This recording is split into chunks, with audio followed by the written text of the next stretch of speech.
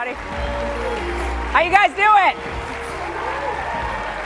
Oh, you all look wonderful today. Look at you. How many Betsy Ross costumes are out there? George Washington powder wigs? Come on, I mean, you guys got to really dress up for the occasion. It's fantastic to be here. Thank you so much, Raymond. It's Friday during Lent, okay? Okay, kids, no meat, okay, no meat. A day of fasting, and I have a confession to make. I tried to give up chocolate, okay? Lasted, I don't know, 2 days, something like that. I tried to give up wine. It lasted 5 days. So I finally tried to give up watching Nancy Pelosi press conferences. I haven't once given in to temptation. It's great to be here at CPAC, or as liberals call it, the group that puts fun in the word dysfunctional. Come on, you got to be self-deprecating, guys. And a friend of mine who happens to be a religious figure said, "Laura, you're talking to the CPAC people. You guys got to have a good time. You got to laugh." And he said, "Remember what Tim Allen once said about the Clintons?" I said, "What did Tim Allen say about the Clintons?" I couldn't remember the line. They said, "Well, you can apply it to liberals in general. Liberals are kind of like herpes. Just when you think you have it beat, they come back again."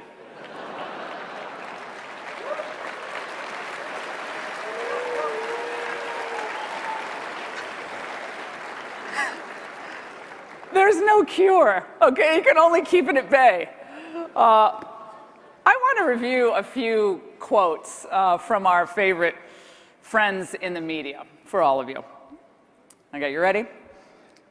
"He seemed out of his depth from the day of his first press conference as president, obviously not conversant with the subject matter that was being thrown at him from all sides, all directions. He was evasive, fumbling, and off balance." Next quote. "The president's aides frequently contradict each other, and what they say is sometimes later contradicted by the president. The contradictions also reflect the president's management style, in which he frequently ratifies a decision just reached by a consensus among a group of his aides." Next quote. "The impression is also developing that his aides are shielding him from news conferences because they're afraid he can't handle the high-stakes gamble of such a televised appearance." If you think those journalists were talking about Donald Trump, you'd be wrong. They were describing President Ronald Reagan. A lot of you here today, and maybe some of you watching across the country, you're younger and you think, wow, the 80s. I wish I was there fighting for conservatism in the 80s. It was all flag waving and it was all cheers and we're all on the same side and people were more unified. The Democrats had lunch with the Republicans. Well, I was there in the 80s. I was a college student in the mid-80s, and I had the great pleasure of working in the last few years of the Reagan administration. And I want to tell all of you that nothing could be further from the truth about how easy conservatism was in the 1980s. Remember, they resisted Ronald Reagan every step of the way. Saturday Night Live mocked him. Celebrities said he hated gay people. The intelligentsia opposed Reagan's tax cuts. They smeared good and patriotic men like Attorney General Ed Meese. When it really mattered, that seat on the Supreme Court was going to maybe tip the balance of the court, they tried to destroy and ultimately derailed Robert Bork. They said Ronald Reagan was going to blow up the world. They called him Ronnie Reagan. They had no nukes conferences all over the world saying that he was going to launch the first strike against the former Soviet Union. He was going to start World War III. And in the 80s, we had developed, of course, a strong economy, a strong military, a strong sense of purpose. But we still had a group in Hollywood, entertainment industry, and of course, on the left in politics, in the culture, in the academy, even in the churches, who were infuriated by Reagan's success. It was no cakewalk in the 1980s. It was a daily struggle. It was a constant battle. It was a battle over policy, philosophy, ideas, our view about what America is now, was back then, and what she should be in the future. And I was thinking about this, maybe 25 years from now, when a lot of you are my age, you're going to hear about how good things were in 2016 and the next 4 years, and how maybe some new upstart who's running against the establishment is not as optimistic or positive as Donald Trump was. They're going to say, Donald Trump invited Democrats to the White House. You know, Donald Trump was fighting for our economy and working with business and standing up for our sovereignty. They're going to say this new guy running against the establishment is a betrayal of Donald Trump. Trump was the real forward thinker. He was the optimist. He worked with the other side. My message for you is the struggle will continue generation from generation. You should be ready. You should be vigilant. You should be happy warriors, because when you're winning, when you're successful, that really drives them crazy. Really drives them crazy.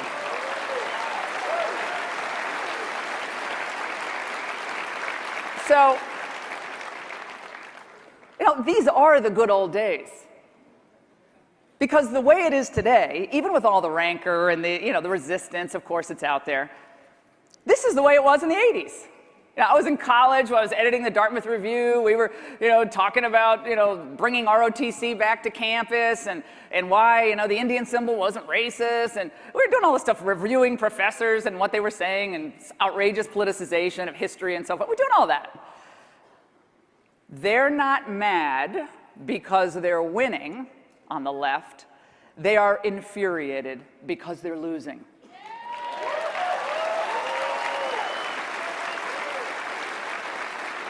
So what we need to do, all of us, is not be dour or upset all the time or angry. We're gonna tear down the left. We're gonna, it's kind of fun to say that, especially when you're a bomb thrower in your early 20s or in college. That's fun. It makes you feel good in the moment.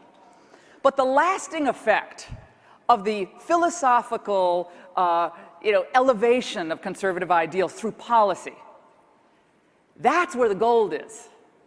That's what President Trump is doing. And of course, he's mocked, as Reagan was. He's ridiculed by the Hollywood establishment, like Reagan was. He is perpetually branded, the same old thing. He's anti-immigrant, he's anti-this, he's anti-that. But what he is he's the president of all the people, of the middle class, of the forgotten men and women, of the people I came from. So I say to all of you today, do not let this false narrative take hold that kind of brings you down on a daily basis, that we're all going to hell in a handbasket, the country's going down the drain, it's a perpetual protest mania, the Russians are going to ruin our election process for the next 30 years. That's nonsense.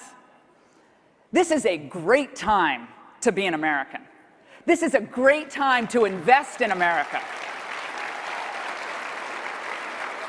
This is a great time to innovate in America. This is a great time to be a college conservative in America. It is a great time. It's a great time to be someone struggling to make his or her life better because of these policies, which are being pushed and, yes, resisted by this administration, is bringing up the standard of living for more Americans. So why I'm saying this about the Happy Warrior, this is awesome. I mean, if you would have told me 4 years ago, in the middle of the Obama administration, that we would have the House and the Senate and a populist conservative president like Donald Trump holding China accountable, enforcing our borders, demanding that government is a servant of the people and not the other way around, I'd say that's not possible.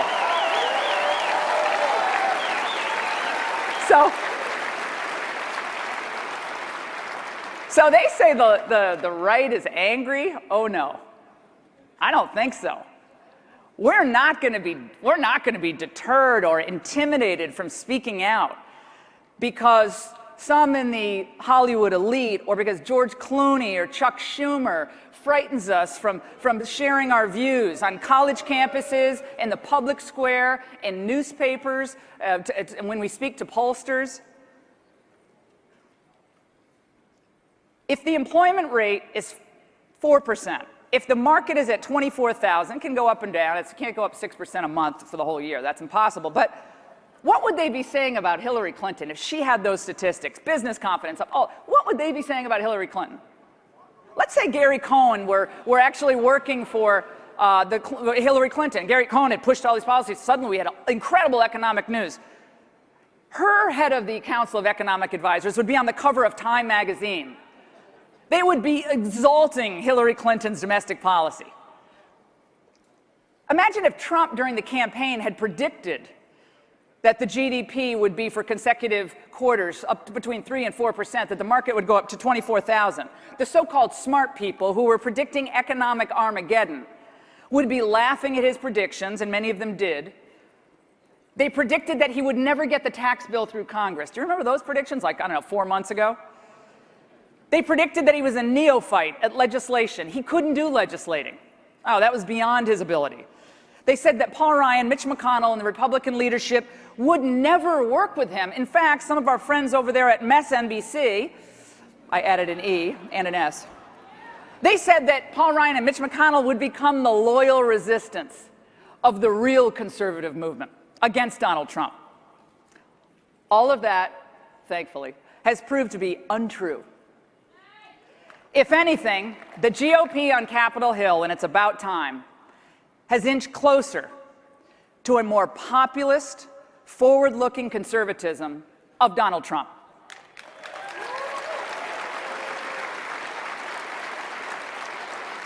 Do you guys see that bumper sticker, question authority, right? You see that, usually on Subarus and Volvos.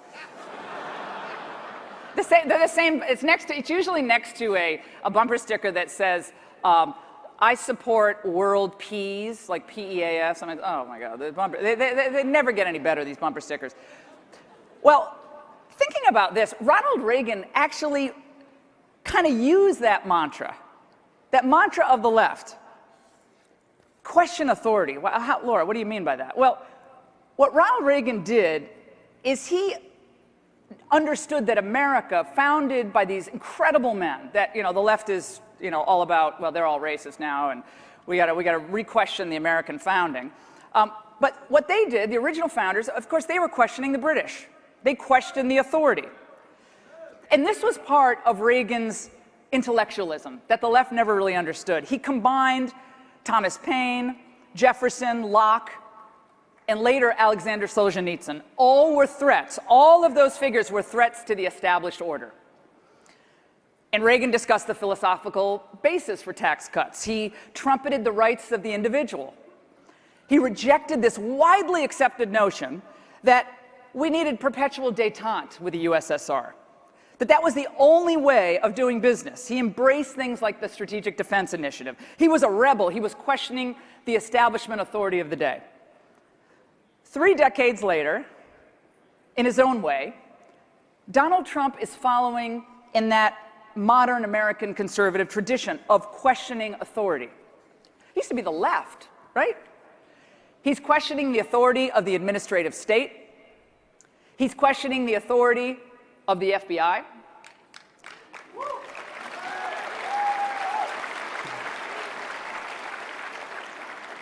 Oh, Peter Strzok is in the back. Hi, Peter. How are you? It's good to see you. You're looking good lately. He's questioning the authority of the deep state, of Washington's D.C. bureaucracies, sometimes of the courts. So Donald Trump is a threat to the established order that has failed the people, that has kept corrupt institutions going year after year after year, that have been held captive by the corrupt mainstream media who have frankly sunk to new lows, especially over the last week or so. This is why the American people have tuned out and turned away from so many in the, quote, establishment across the board. I'm in a really good mood because the balance of power since Trump came in is slowly being recalibrated. It was tilting all toward Washington under Obama, and now it's tilting back toward you, the people. It's about time.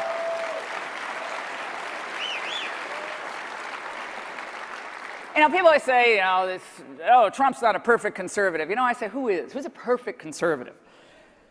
But he understands more about the hopes and dreams of the average working person than I think all the think tanks in Washington, all the journalists in Washington, all the so-called political experts who laughed at the prospect of a Trump nomination, let alone a Trump presidency. Do you notice how those people are never held accountable for their failed predictions, by the way? They never have to, being a pundit is never having to say you're sorry. Okay, that's what it means. He's learned a lot in 1 year about the allocation of power. Most politicians talk a good game at cutting the bureaucracy, but he's actively doing that on a daily basis. He's dismantling it on a daily basis. And you know what that means? You know what that means, that big chart of the regulations he's nixing? That means more power for you, for me, for the people of this country who make it great every single day. So we conservatives have a very good story to tell. And what we should be doing now is not getting caught up in the latest theatrics of the left, their calumny, their vitriol, their insults. They drop the usual charges when they're losing a debate. They don't really want a debate, by the way. They just want to intimidate you from debating.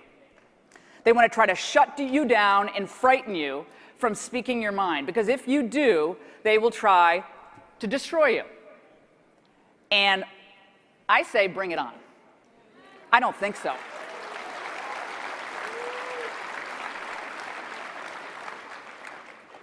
Focus on the things that you can change.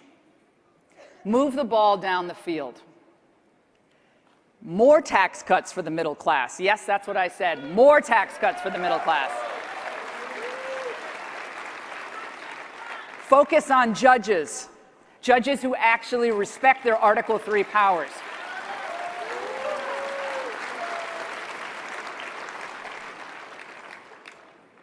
There is so much we can do. The perfect truly is the enemy of the good. When we want to accomplish something, we can. We might not get everything we want. No one ever does. But that's okay. Do not be distracted. Do not allow yourself to be demeaned.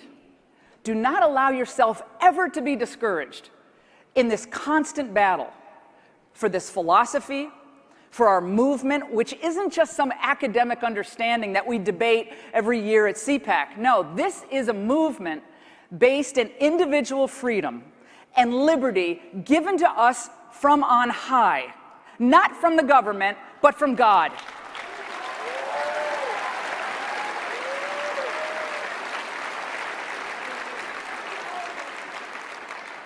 We cannot, as Ben Franklin said, sacrifice our personal freedoms for the promise, which is a false promise, of safety and security. Because if we do that, we will ultimately become more like our subjugators, those who wish to repress us, those in far-off lands who fooled a lot of the business types 20 years ago. And of course, I'm talking about China.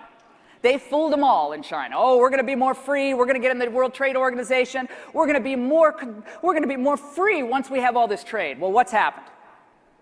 They've stolen from us. They've subjugated their people. They took, of course, there's no weapons in the hands of the individual. They took away their rights. They took away their religious liberty. They have the largest standing military in the world at 2.3 million. By many measures, they could, if we don't have a president like Donald Trump, and for the next 3 years and the next 4 years after that, eclipse us economically. We will not allow that to happen. We will not become the puppets of our subjugators. Not now, not ever.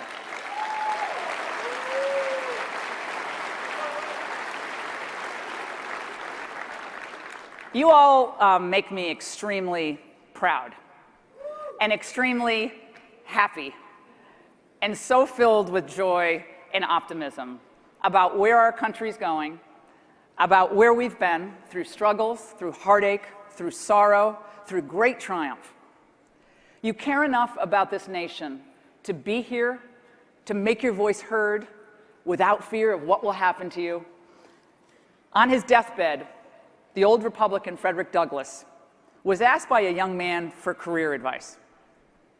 Douglass replied, "Agitate, agitate, agitate." And to you, young conservatives here today and listening across the country, I say to you one piece of advice. Smile. Life is very good. It is a great time to be an American. It's a great time to be a conservative. Agitate, agitate, agitate, agitate. Take care, everybody. Have a great time. See you later.